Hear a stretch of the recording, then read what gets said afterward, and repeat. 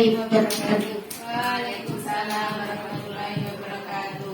Alhamdulillahirabbil alamin wassalatu wassalamu ala asyrafil anbiya'i wal mursalin wa ala alihi wa sahbihi ajmain. Pertama-tama marilah kita panjatkan puji dan syukur kehadirat Allah Subhanahu wa taala yang telah memberikan berbagai kenikmatan kepada kita semua sehingga kita bisa berkumpul di tempat ini dalam acara diseminasi modul 1.4 budaya positif yang akan disampaikan oleh Ustazah Gina. Sebelum acara dimulai, saya akan menyampaikan susunan acara yang akan kita lalui pada pagi hari ini. Yang pertama pembukaan, yang kedua inti, yang ketiga tanya jawab, dan yang terakhir penutup. Memasuki acara yang pertama yaitu pembukaan, marilah acara pada pagi hari ini kita buka dengan baca basmalah secara bersama-sama. Bismillahirrahmanirrahim. Semoga acara bisa terlaksana dengan baik. Yang kedua yaitu inti yang akan disampaikan oleh Ustazah Dina, yaitu diseminasi modul 1.4 budaya positif. Waktu dan tempat dipersilakan.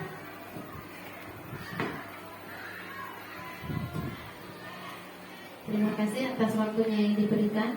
Sebelumnya, Assalamualaikum warahmatullahi wabarakatuh. Waalaikumsalam warahmatullahi wabarakatuh.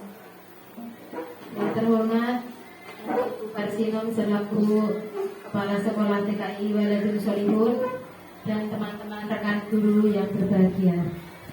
Alhamdulillah hari ini kita diberikan kesehatan sehingga kita bisa berkumpul di tempat ini untuk melakukan diseminasi modul 1.4 budaya positif.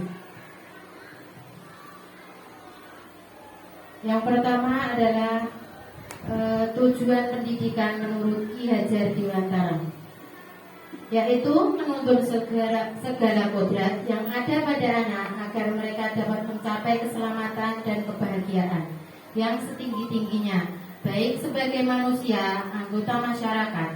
Oleh sebab itu, pendidik tugasnya adalah menuntun tumbuh dan hidupnya kekuatan kodrat yang ada pada anak agar anak dapat memperbaiki lakunya, bukan dasarnya, dan tumbuhnya kekuatan kodrat anak.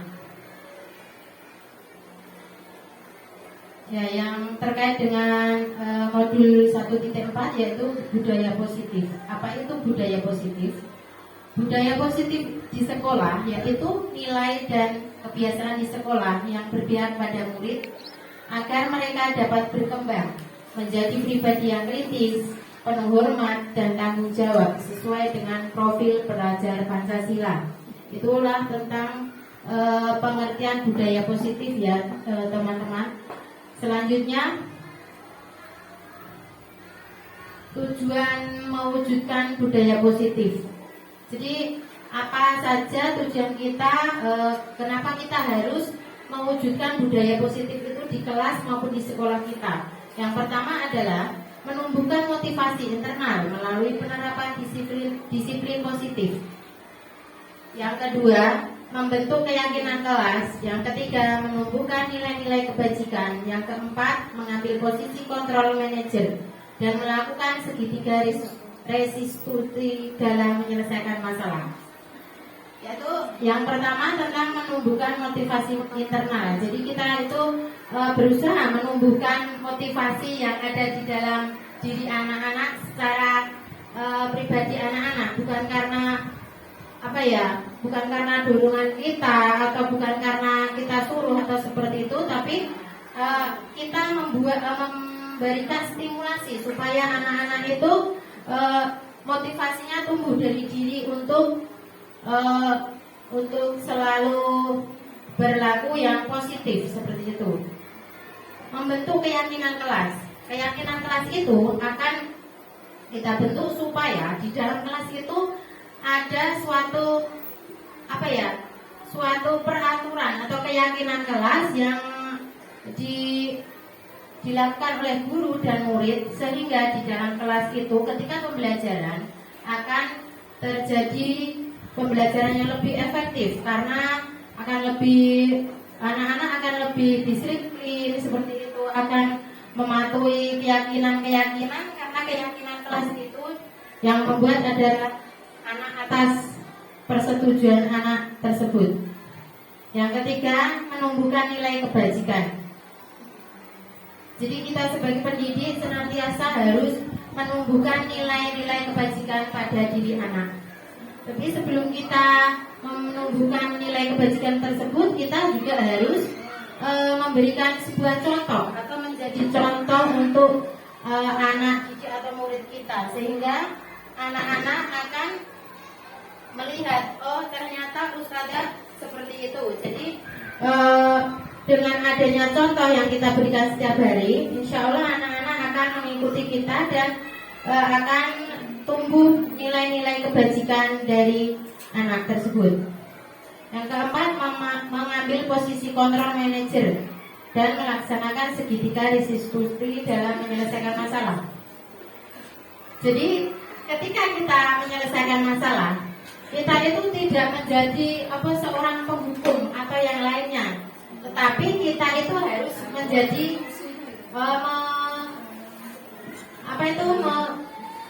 jadi seorang memiliki posisi kontrol manager untuk pimpinan. Ya, manajer itu jadi kita itu netral, jadi kita itu membangun supaya anak itu mandiri dalam menemukan solusi pada masalahnya, sehingga anak itu akan lebih bertanggung jawab pada kesalahan apa yang sudah diperbuat. Nah, seperti itu. Selanjutnya,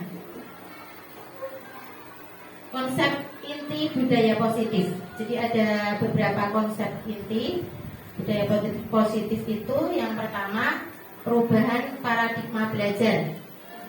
Ada disiplin positif dan nilai-nilai kebajikan, motivasi perilaku manusia, kebutuhan dasar manusia, posisi kontrol guru, keyakinan kelas, dan segitiga restitusi. Selanjutnya, ini perubahan paradigma belajar. Dalam membangun budaya positif sekolah, diharapkan mampu menyediakan lingkungan yang positif, aman, dan nyaman agar murid mampu berpikir, bertindak, dan mencipta dengan merdeka, mandiri, dan bertanggung jawab.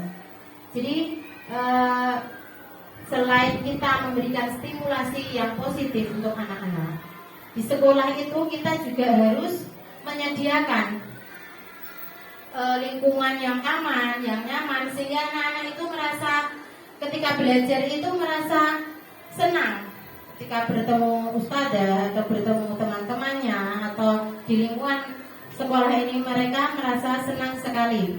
Jadi ketika mereka senang, insya Allah akan melakukan pembelajaran, anak-anak akan mengikuti pembelajaran dengan sebaik-baiknya dan akan terwujud suatu harapan yang maksimal apa yang dijadikan tujuan dalam pembelajaran di sekolah kita.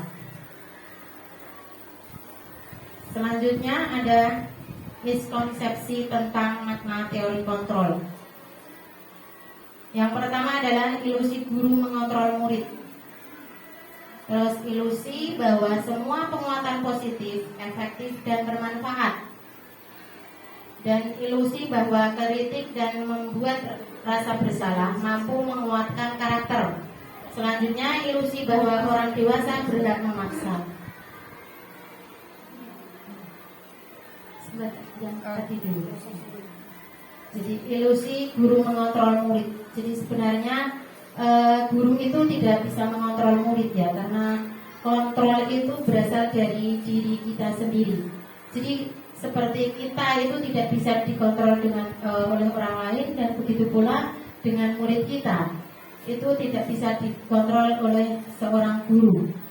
Dan ilusi bahwa semua penguatan positif itu efektif dan bermanfaat. Jadi penguatan positif itu tidak selalu bermanfaat atau efektif, karena penguatan positif itu bisa ketika di kelas kita memberikan penguatan positif kepada anak, itu bisa menyebabkan anak lain merasa iri. Oh ternyata dia itu kata ustazah pinter, rajin, berarti aku tidak, seperti itu. Jadi penguatan positif itu mungkin kurang efektif ya. Selanjutnya, bahwa kritik dan membuat rasa bersalah mampu menguatkan karakter. Ternyata itu bukan sebuah kontrol yang baik ya. Ternyata membuat merasa bersalah kepada anak itu akan membuat anak-anak itu merasa tidak bisa mengembangkan dirinya sendiri.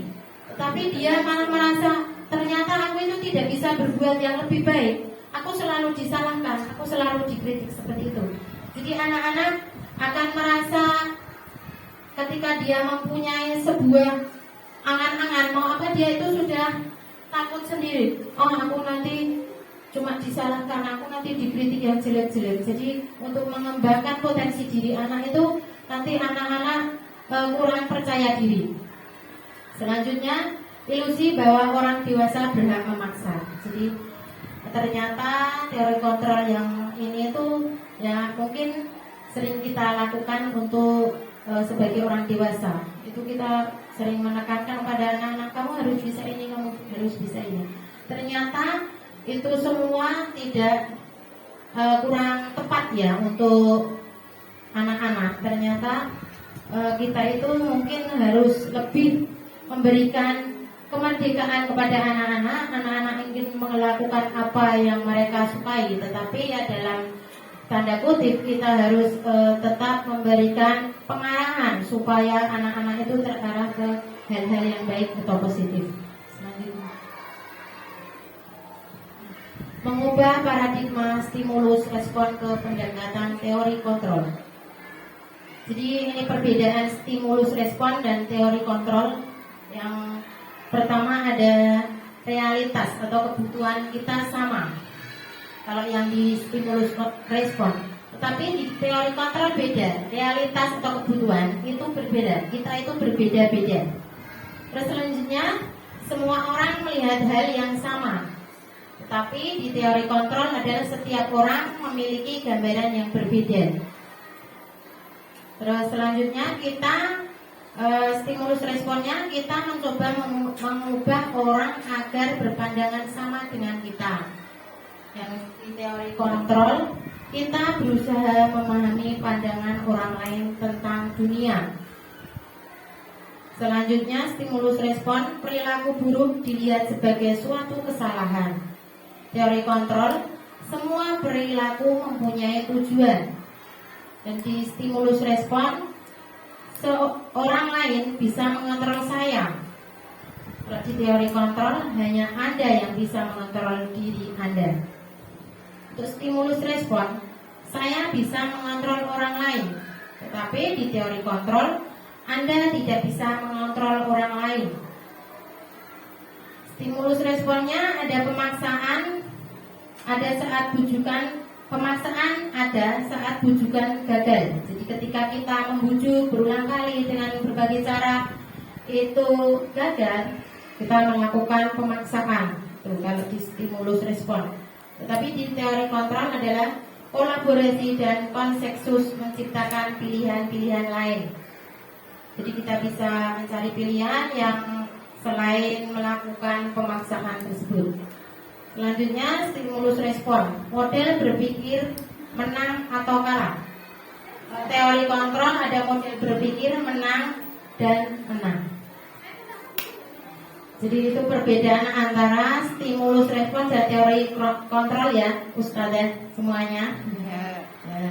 Selanjutnya, jadi menurut saya itu dikaitkan dengan pembelajaran Ki Hajar Dewantara itu antara stimulus kontrol stimulus dan teori kontrol tadi adalah sebenarnya kita itu harus memerdekakan murid, yaitu seperti apa yang disampaikan Ki Hajar Dewantara. Itu merdeka, itu tidak hanya terlepas dari perintah, akan tetapi juga cakap buat memerintah diri sendiri. Jadi kita itu tidak hanya memerintah pada anak seperti ayo lakukan ini, tapi kita juga harus memerintah diri sendiri untuk supaya ke hal-hal yang baik atau positif sehingga bisa menjadi contoh bagi anak didik. Selanjutnya kita masuk ke disiplin positif. Pengertian disiplin positif. Apa itu disiplin positif? Sebelum kita membicarakan tentang disiplin positif, kita sebaiknya cari tahu apa toh disiplin itu. Ternyata disiplin itu berasal dari kata disiplina yang artinya belajar. Jadi selama ini kita melihat disiplin itu seperti apa? Biasanya itu seperti ketaatan pada tata tertib ya Ustazah. Tetapi ternyata di sini adalah artinya belajar. Disiplin itu mengacu pada diri sendiri yang memiliki tanggung jawab terhadap apa yang dilakukan. Disiplin positif merupakan salah satu cara penerapan disiplin yang bertujuan untuk menumbuhkan kesadaran serta memberdayakan peserta didik tanpa imbalan, penghargaan, ancaman, atau hukuman.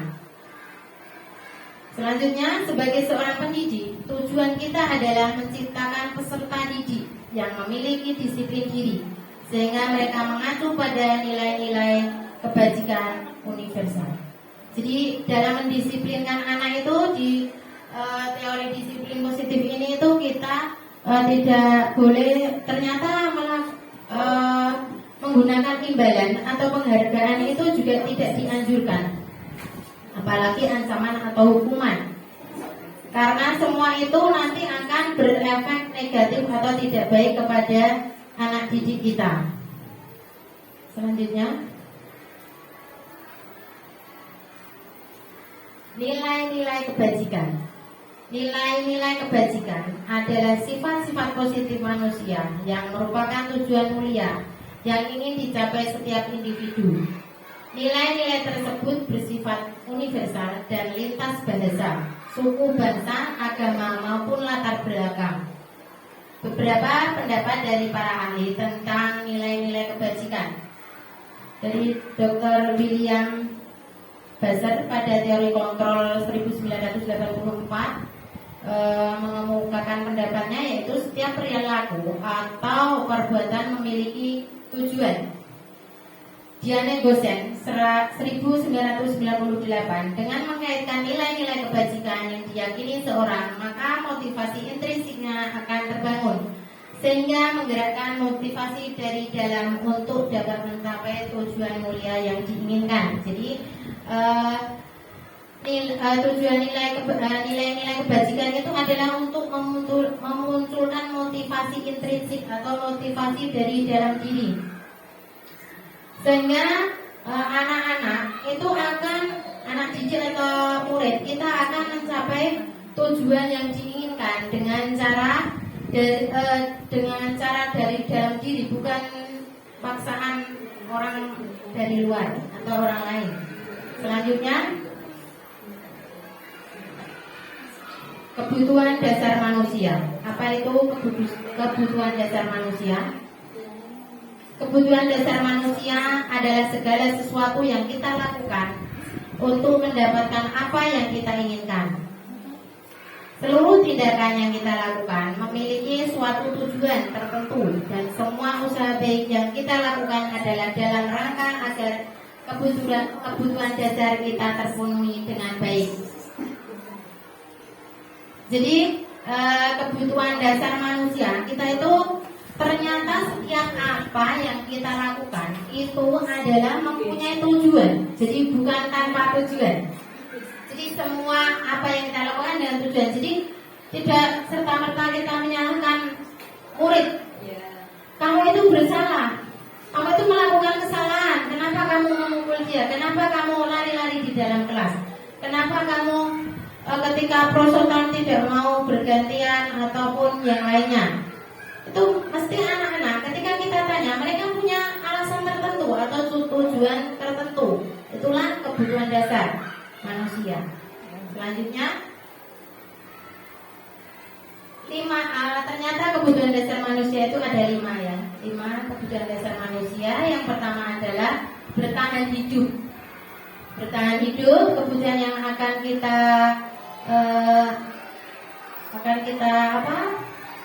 Miliki adalah tentang makanan, pakaian, tempat tinggal, keamanan, dan kesehatan. Itu merupakan beberapa poin untuk kebutuhan untuk melengkapi kebutuhan bertahan hidup. Yang selanjutnya kasih sayang dan rasa diterima. Jadi rasa diterima, dipedulikan, berbagi, kerjasama, menjadi bagian dari kelompok itu merupakan kebutuhan manusia yang berupa kasih sayang dan rasa diterima. Jadi setiap orang mesti akan menginginkan rasa seperti ini, rasa yang diterima, dipedulikan, seperti itu ya. Terus selanjutnya penguasaan. Kebutuhan dasar manusia yang ketiga adalah penguasaan, yaitu apa saja di penguasaan ini, apa yang kita butuhkan itu harga diri, keinginan untuk dianggap, memimpin, berprestasi, diakui atau didengar. Jadi setiap orang itu juga memiliki kebutuhan seperti penguasaan ini, kebutuhan penguasaan. Jadi keinginan kita dianggap dalam suatu kelompok atau berprestasi dalam bidang apa itu adalah salah satu kebutuhan dasar manusia. Terus yang selanjutnya kebutuhan dasar manusia adalah kebebasan. Kebebasan itu mencakup ada mandiri, memiliki pilihan, mencoba hal baru, mampu mengendalikan arah dirinya. Jadi ternyata setiap orang itu memiliki kebutuhan untuk salah satunya untuk mandiri. Jadi dia itu bisa melakukan apa yang dia pilih, apa yang dia inginkan. Itu adalah salah satu kebutuhan dasar manusia tentang kebebasan. Terus yang kelima adalah kesenangan. Kesenangan itu yaitu tentang bermain, humor, antusiasme, tertawa. Itu merupakan salah satu kebutuhan dasar manusia juga. Jadi ketika kita bercanda-canda, ketika kita tertawa, atau murid-murid kita bercanda dengan temannya, bermain, itu adalah mereka sedang mencari kebutuhan dasar yang ingin dia capai, yaitu tentang kesenangan tersebut. Selanjutnya, motivasi perilaku manusia. Ada beberapa motivasi perilaku manusia. Yang pertama adalah untuk menghindari ketidaknyamanan atau hubungan. Yang kedua, untuk mendapatkan imbalan atau penghargaan dari orang lain. Ini adalah yang dua ini adalah termasuk motivasi ekstrinsik. Jadi motivasi yang timbul dari luar. Contohnya dari menghindari hukuman, itu kan hukuman yang berasal dari luar. Biasanya yang melakukan hukuman itu dari orang lain. Jadi kita jangan sampai kita itu terkena hukuman seperti itu ya. Termasuk motivasi ekstrinsik dari luar. Terus ini untuk ketika kita melakukan sesuatu hanya untuk mendapatkan imbalan atau penghargaan dari orang lain, itu juga termasuk motivasi ekstrinsik. Ketika kita melakukan sesuatu tapi tidak ada imbalan atau penghargaan, mungkin orang ini akan menjadi kurang bersemangat karena tidak ada motivasi di dalam dirinya. Selanjutnya, untuk menjadi orang yang mereka inginkan dan menghargai diri sendiri dengan nilai-nilai yang mereka percaya. Nah, ini adalah motivasi intrinsik, motivasi yang timbul dari dalam diri.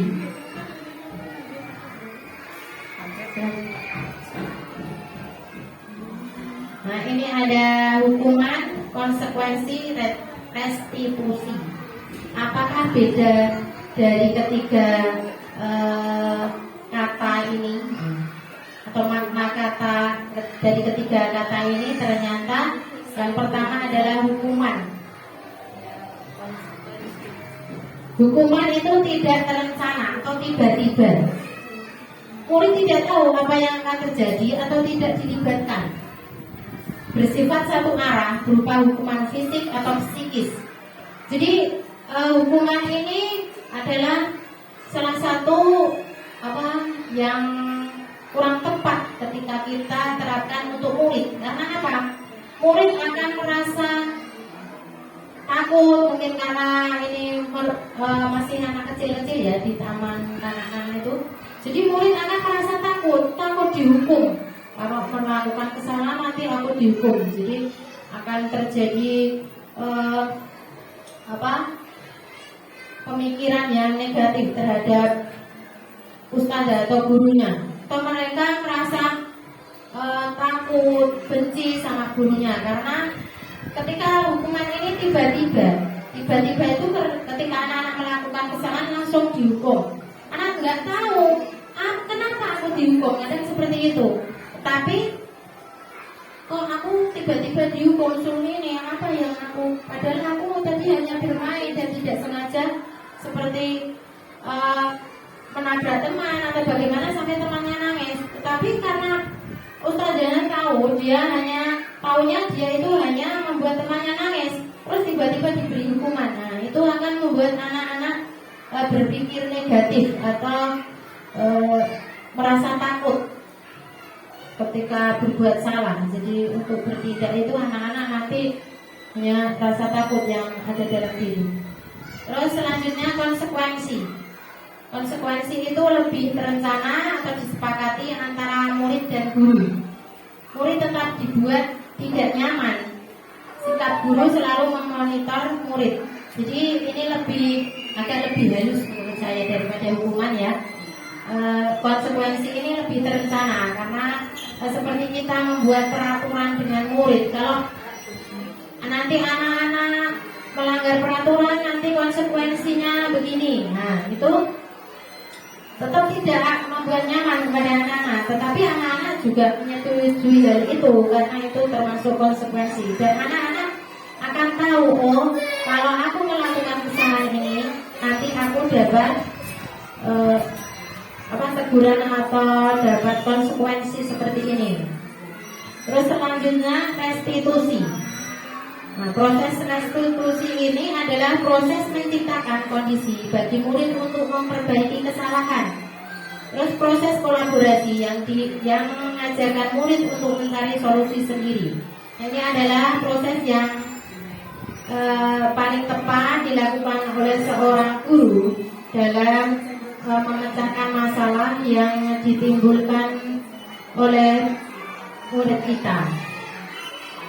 Jadi kita itu menciptakan kondisi di mana kondisi itu untuk memperbaiki kesalahan anak-anak. Kita tanya kenapa dia melakukan kesalahan seperti itu, apa keinginan mereka melakukan kesalahan seperti itu. Jadi terus selanjutnya itu kita berkolaborasi bagaimana cara mencari solusi, mengajarkan murid, ayo kalau kamu sudah melakukan kesalahan seperti ini, apa yang akan kamu lakukan selanjutnya, seperti itu. Apa yang akan kamu lakukan untuk memperbaiki kesalahan yang sudah kamu lakukan, seperti itu. Jadi nanti anak-anak akan berpikir sendiri, oh berarti aku akan berbuat yang lebih baik daripada apa yang sudah saya lakukan, seperti itu. Lanjut.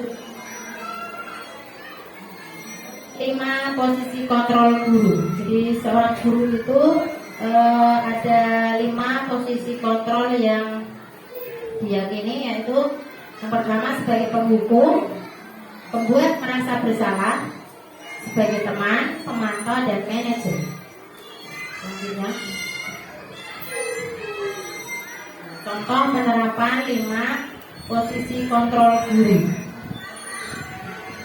Saya memberikan contoh kasus, yaitu Mia mencoret-coret gambar milik teman saat kegiatan belajar menggambar di kelas.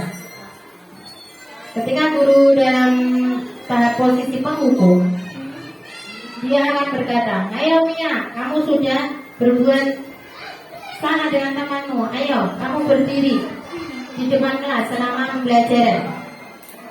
Tetapi hasil dari penghukum itu adalah memungkinkan murid marah, mendendam, atau bersifat agresif. Yang kedua, ketika kita menjadi guru yang memiliki posisi kontrol membuat merasa bersalah, guru itu akan memberikan kata-kata pada anak itu seperti berapa kali ustazah memberitahu kamu, kamu selalu saja mengecewakan ustazah.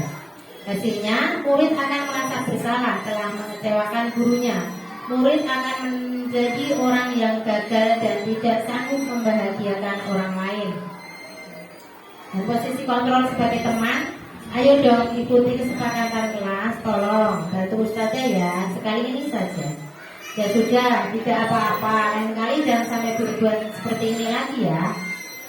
Hasilnya murid akan merasa senang dan akrab dengan guru. Tetapi dampak negatifnya juga ada. Murid itu akan tergantung pada guru tersebut, guru yang memposisikan dirinya sebagai teman tadi. Ketika gurunya tidak ada, itu muridnya mungkin akan gimana? Guru yang saya anggap sebagai teman untuk melindungi ketika aku bersalah, seperti itu. Selanjutnya posisi kontrol guru pemantau. Kamu sudah melanggar kesepakatan kelas, kamu tahu konsekuensinya. Setelah ini kamu minta maaf dan jangan diulangi lagi. Itu termasuk pemantau. Hasilnya murid tahu akan kesalahan dan konsekuensi yang harus diterima ketika melakukan kesalahan. Murid merasa tidak nyaman karena selalu diawasi. Selanjutnya posisi kontrol sebagai manajer. Kata-kata yang biasa diucapkan guru sebagai posisi kontrol manajer adalah, apakah kamu tahu kesalahanmu? Kira-kira bagaimana kamu memperbaiki kesalahanmu? Hasilnya adalah fokus pada murid, bukan untuk membahagiakan guru atau orang tua. Guru akan mengembalikan tanggung jawab pada murid untuk mencari solusi permasalahannya dengan bimbingan. Jadi berkolaborasi tadi antara guru dan murid untuk mencari solusi. Guru mengarahkan bagaimana solusi yang terbaik untuk kesalahan yang sudah dibuat, seperti itu ya. Selanjutnya, keyakinan kelas. Jadi di sebuah kelas atau sekolah itu perlu adanya keyakinan kelas. Apa itu keyakinan kelas? Keyakinan yakni suatu nilai kebajikan universal yang disepakati secara tersirat dan tersurat. Seorang akan lebih tergerak untuk menjalankan keyakinannya daripada hanya mengikuti serangkaian peraturan tertulis tanpa makna. Jadi ketika kita membuat keyakinan kelas dengan murid, itu akan lebih bermakna pada diri anak, karena anak dilibatkan secara langsung untuk membuat keyakinan kelas ini.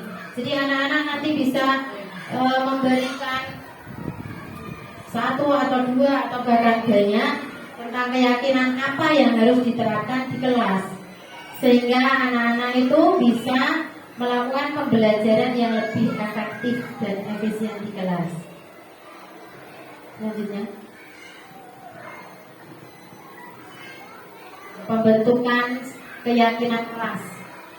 Pembentukan keyakinan kelas itu yang pertama adalah bersifat abstrak, berupa pernyataan universal, dibuat dalam pernyataan positif, singkat saja, agar mudah diingat dan dipahami. Jadi anak-anak bisa lebih mengingat ketika peraturan itu dibuat singkat dan jelas, sesuai dengan kondisi kelas dan sekolah, sehingga mudah diterapkan. Selanjutnya, semua warga sekolah atau warga kelas dilibatkan saat membuat keyakinan kelas. Jadi anak-anak itu dilibatkan, ditanya apa keyakinan kelas yang akan kita buat, apa ketika di dalam kelas anak-anak harus bagaimana, harus disiplin, seperti tidak lari-larian, tapi di kelas harus duduk, seperti itu. Salah satu contoh. Selanjutnya, kita masuk ke segitiga restitusi. Segitiga restitusi itu adalah salah satu cara seorang guru untuk memecahkan suatu masalah atau suatu kesalahan yang dibuat oleh murid, dengan cara kita itu berdialog dengan murid. sehingga murid akan secara mandiri berpikir dan bertanggung jawab terhadap kesalahan yang dilakukan. Seperti ketika kita memberikan simulasi perkataan, kesalahan apa yang sudah kamu buat, nanti anak tahu, oh tadi aku sudah perbuatan temanku. Nah, dia tahu kesalahannya apa. Nah, terus kita lagi berikan kalimat penganti. Terus yang akan dilakukan anak untuk memperbaiki kesalahan itu apa? Nanti aku akan meminta maaf dan bertanggung jawab. Selanjutnya aku besok ketika bermain tidak akan berebut, tetapi berbagi dengan teman, seperti itu. Jadi anak-anak akan berpikir mandiri untuk menyelesaikan permasalahannya dengan pemantik atau kata pemantik yang sudah kita berikan untuk berdialog tadi. Selanjutnya, langkah-langkah segitiga restitusi. Ada 3 langkah dalam segitiga restitusi, yaitu yang pertama, menstabilkan tindakan. Berdasarkan prinsip, membuat kesalahan adalah bagian dari proses pembelajaran. Kalimat yang biasa digunakan adalah, kamu bukan satu-satunya yang pernah merasakan kesalahan, melakukan kesalahan. Setiap orang pernah melakukan kesalahan, seperti itu. Jadi kita itu membuat seakan-akan murid itu tidak paling merasa bersalah, tidak aku ternyata aku aku sendiri yang sering membuat kesalahan, tidak. Jadi kita itu menstabilkan tindakan dengan cara seperti itu. Jadi kesalahan itu kita buat sebagai proses pembelajaran bagi anak. Selanjutnya, langkah yang kedua adalah validasi tindakan yang salah. Berdasarkan prinsip, setiap perilaku berupaya memenuhi suatu kebutuhan tertentu. Jadi anak itu ketika melakukan kesalahan itu ada tujuannya. Mereka mesti melakukan suatu memenuhi kebutuhan di dalam dirinya. Tetapi kita belum tahu kebutuhan apa yang akan dipenuhi oleh anak tersebut. Seperti ketika di kelas anak itu hanya rame terus, karena setelah kita lihat-lihat apa saja kita bertanya-tanya kepada anak itu, ustazah atau guru bisa melihat, oh ternyata kebutuhan yang ingin dicapai anak itu adalah kebutuhan kesenangan atau ingin diperhatikan orang lain, seperti itu. Tapi anak belum tahu caranya itu yang tepat seperti apa membuat orang-orang itu lebih memperhatikan dia, seperti itu. Dan kalimat yang digunakan biasanya, kamu tentu punya alasan mengapa melakukan itu. Setiap anak itu mempunyai alasan apa yang dilakukan. Orang dewasa juga seperti itu. Selanjutnya, adakan cara yang lebih efektif untuk mendapatkan yang kamu butuhkan. Jadi ketika anak itu ingin mendapatkan kesenangan, selain berlari-lari atau menggoda temannya, itu adakan cara yang lain, begitu. Jadi nanti anak-anak berpikir, oh aku itu mendapatkan kesenangan bisa dengan cara bermain bersama di kelas ataupun di halaman sekolah, seperti itu. Terus langkah yang ketiga adalah menanyakan keyakinan. Berdasarkan prinsip teori kontrol bahwa pada dasarnya kita termotivasi secara intrinsik, jadi termotivasi dari dalam diri. Kalimat yang digunakan, nilai-nilai apa yang telah disepakati. Kamu ingin menjadi orang yang seperti apa? Menanyakan keyakinan. Ketika ada murid yang melakukan kesalahan, kita tanya, nilai apa yang sudah kita sepakati? Apakah kamu melanggar dari kesepakatan itu? Nanti anak-anak akan tahu sendiri, oh iya, ternyata kesepakatan di dalam kelas itu seperti ini dan aku sudah melanggarnya. Terus kamu mau jadi orang seperti apa? Nanti anak-anak akan menjawab dengan sendirinya, yang menjadi orang yang lebih baik atau menjadi orang yang lebih tertib seperti itu. Selanjutnya, contoh penerapan segitiga restitusi di kelas saya nih. Ini saya buat dengan video. Tadi dalam kasus Mbak Mia telah mencoret-coret pekerjaan atau hasil karya Mbak Kalin. Ternyata setelah saya melakukan langkah segitiga atau penerapan segitiga restitusi itu, ternyata semua anak ini mempunyai alasan tersendiri mengapa mereka melakukan hal itu.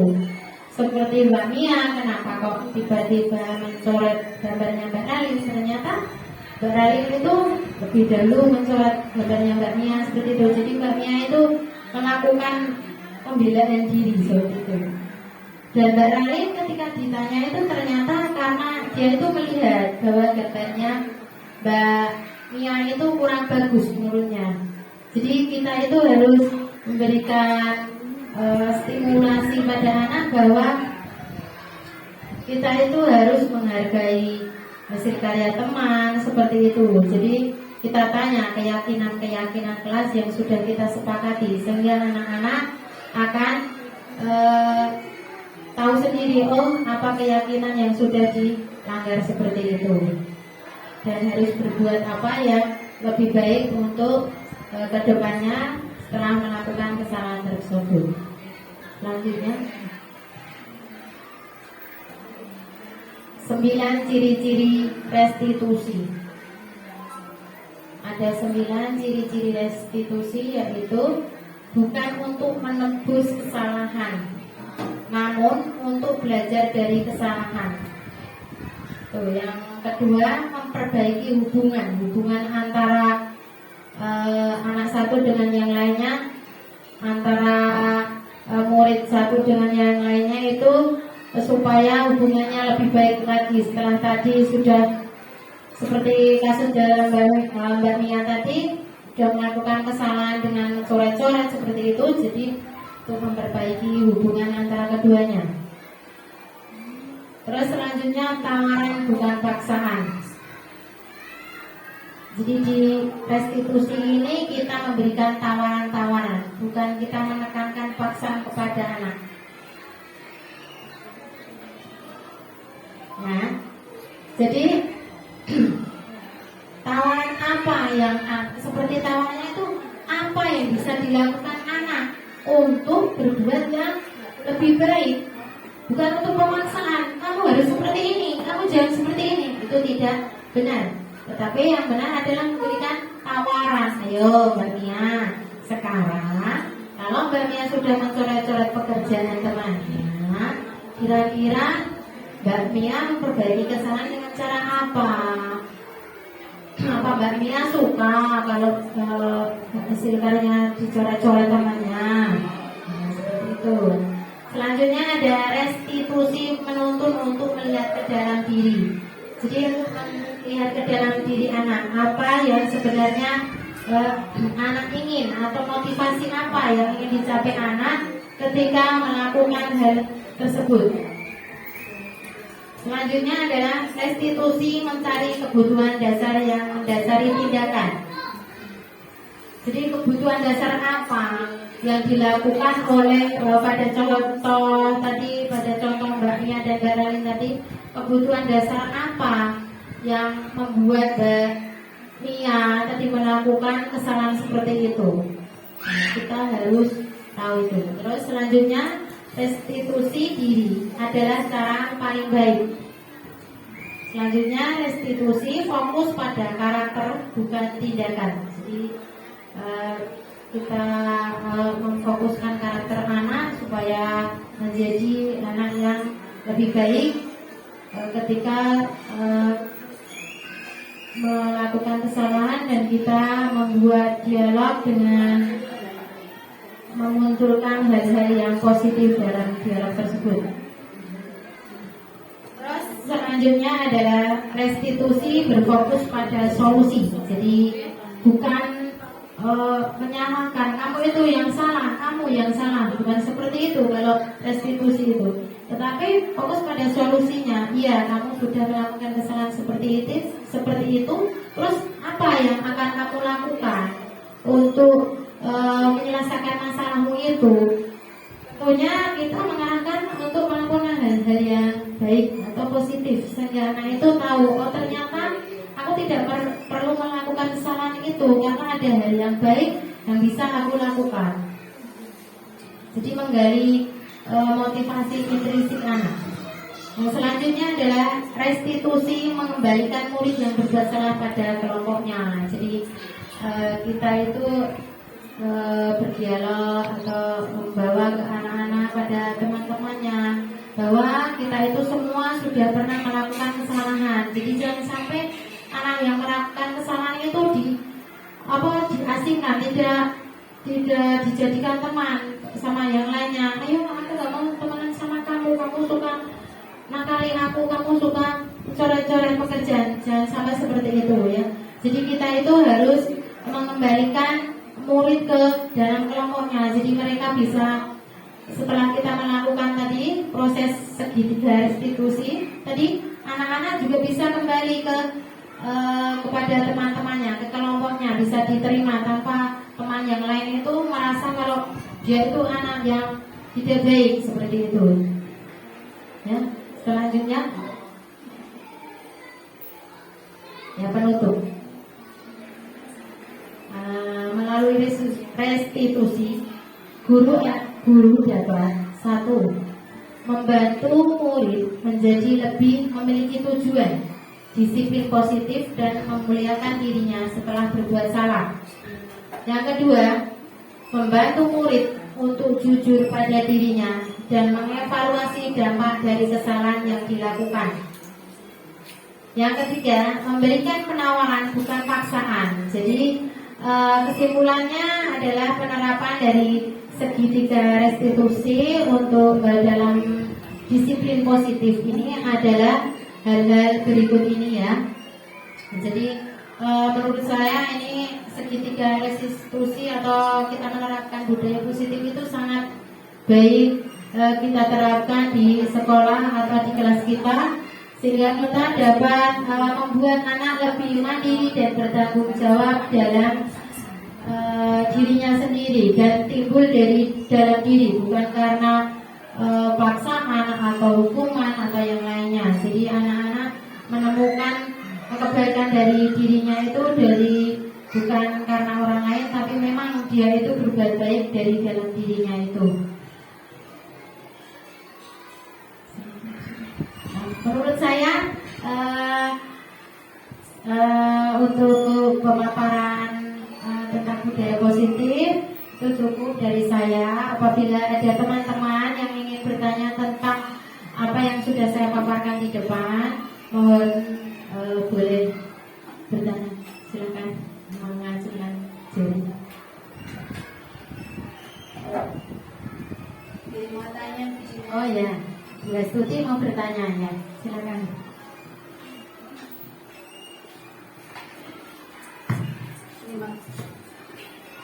Terima kasih atas kesempatannya untuk bertanya.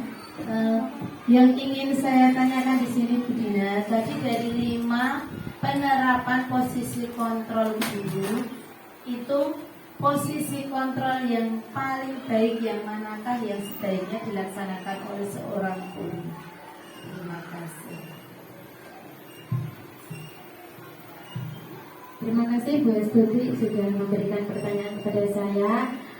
Saya menjawab ya Bu Astuti, langsung saya jawab.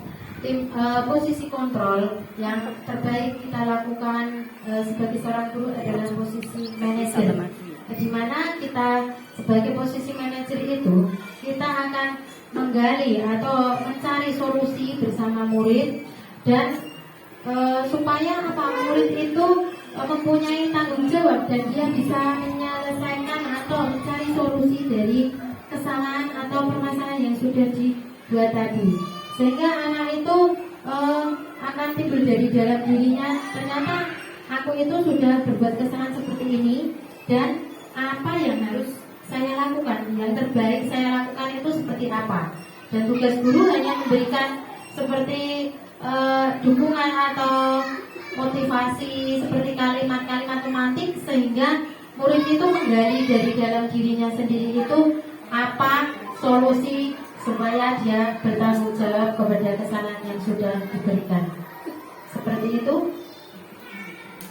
Berarti semua posisi kontrol ke anak itu sama ya? Kemudian anak yang lain itu posisi kontrolnya sama.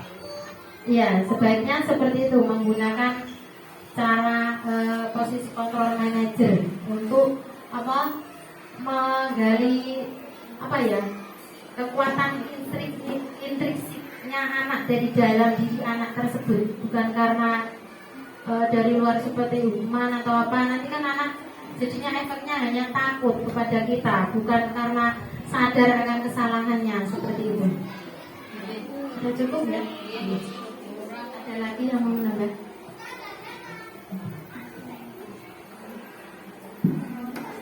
Baik, saya juga akan bertanya, Bu Dina. Pertanyaan saya yang pertama, tadi tentang keyakinan kelas. Jadi, kapan sebaiknya guru mengajak anak membuat keyakinan kelas? Apakah di awal semester atau di awal tahun pelajaran ketika anak-anak itu baru masuk, kemudian kita langsung mengajak anak-anak membuat keyakinan kelas, atau keyakinan kelas ini dibuat setiap pagi atau diingatkan setiap pagi, atau mungkin berapa minggu sekali, atau bagaimana sehingga anak-anak itu terus teringat. Karena kadang-kadang kalau misalnya kita sudah membuat kesepakatan, kadang-kadang anak lupa. Nah, bagaimana agar anak itu tahu betul keyakinan kelas itu apa gitu. Kemudian yang kedua, ketika ada anak yang berbuat salah kepada temannya, masalah begitu, berarti langkah konkret seperti apa yang bisa kita lakukan yang sesuai dengan segitiga restitusi tadi gitu. Terima kasih atas pertanyaan yang diberikan oleh Bu Marsina. Saya lanjut menjawab. Yang pertama, pertanyaan keyakinan kelas itu sebaiknya dilakukan di awal pembelajaran atau setiap hari atau 2 minggu sekali atau seminggu sekali, begitu ya Bu? Ya. Sebaiknya keyakinan kelas itu dilakukan di awal pembelajaran seperti pada semester 1. Karena apa? Keyakinan itu kita buat dari awal, sehingga anak-anak itu pembiasaannya dari awal. Jadi untuk keyakinan kelas itu kita buat dari semester awal, dan anak-anak semuanya tahu. Cara supaya anak-anak tidak mudah lupa, kita membuat berbagai macam tulisan untuk keyakinan kelas itu, sehingga anak-anak tertarik. Oh, keyakinan kelas itu yang ini ada beberapa poin yang tentunya itu kita membuat dengan kata yang singkat saja. Jadi anak-anak mudah mengingat dan jelas untuk anak-anak, apalagi di anak-anak TK yang masih hanya mengingat beberapa kata saja, itu lebih bermakna pada diri anak. Selanjutnya, contoh konkret dalam segitiga restitusi tadi seperti pertama kali ketika anak melakukan kesalahan. Contohnya tadi seperti Mbak Mia dan Mbak Ralin ketika di kelas dilakukan kegiatan pembelajaran mewarnai, itu tiba-tiba Mbak Mia Mbak Ralin mencoret-coret gambarnya Mbak Mia. Ternyata apa? Setelah kita lakukan, setelah mereka melakukan kesalahan, tidak serta-merta kita itu, ayo Mbak Mia, nggak boleh seperti itu. Nah, seperti itu, langsung menyalahkan, langsung menghukum, tidak seperti itu. Tetapi kita melakukan proses segitiga restitusi tadi ya. Pertama kita memanggil anak, kita ajak dialog, kenapa dia melakukan hal itu. Tentunya anak itu melakukan hal itu karena ada alasan tertentu. Dan terus kita tanya juga, apa kesepakatan kelas? Tadi kan kita sudah membuat kesepakatan kelas. terlebih dahulu. Jadi apa kesepakatan kelas yang sudah Mbak Mia langgar seperti itu, dan bagaimana cara untuk memperbaiki kesalahan Mbak Mia selanjutnya untuk menjadi Mbak Mia yang lebih baik seperti itu. Dan kita memberikan kalimat-kalimat pemantik supaya anak itu juga berpikir positif dan memberikan solusi-solusi yang baik untuk masalah yang dia perbuat seperti itu. Menurut saya cukup. Monggo. Sudah cukup ya teman-teman. Ya, terima kasih teman-teman di sini sudah menemani saya 1 jam dari 1 jam tadi ya. Ada kurangnya tentunya dari saya. Saya akhiri. Wabila hidayah. Assalamualaikum warahmatullahi wabarakatuh. Terima kasih.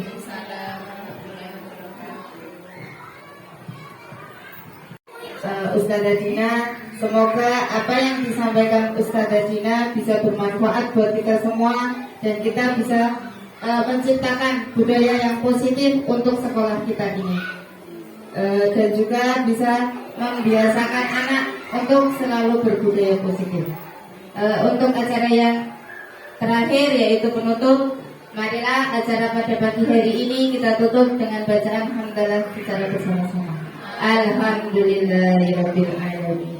Saya selaku sebagai moderator banyak salah, mohon maaf. Assalamualaikum warahmatullahi wabarakatuh.